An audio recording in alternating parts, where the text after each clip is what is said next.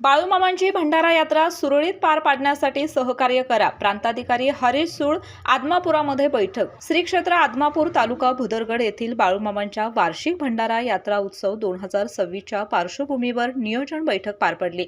या बैठकीमध्ये प्रांताधिकारी हरीश सूळ यांनी यात्रा सुरळीत आणि शांततेत पार पाडण्यासाठी सर्वांनी सहकार्य करण्याचे आवाहन केले.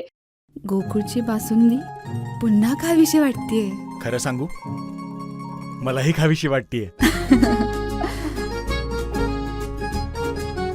पुन्हा पुन्हा खावीशी वाटणारी गोकुळ बासुंदी. यात्रा काळामध्ये कोणताही अनुचित प्रकार घडू नये यासाठी प्रशासनाकडून विशेष खबरदारी घेतली जाणार आहे. तसेच भाविकांना सर्व सेवा सुविधा उपलब्ध करून देण्यासाठी प्रशासन प्रयत्नशील असल्याचं त्यांनी सांगितलं. 9 ते 19 मार्च दरम्यान गुढीपाडव्यापर्यंत होणाऱ्या या यात्रेसाठी विविध सुविधा उपलब्ध करून देण्यावर बैठकीमध्ये सविस्तर चर्चा करण्यात आली.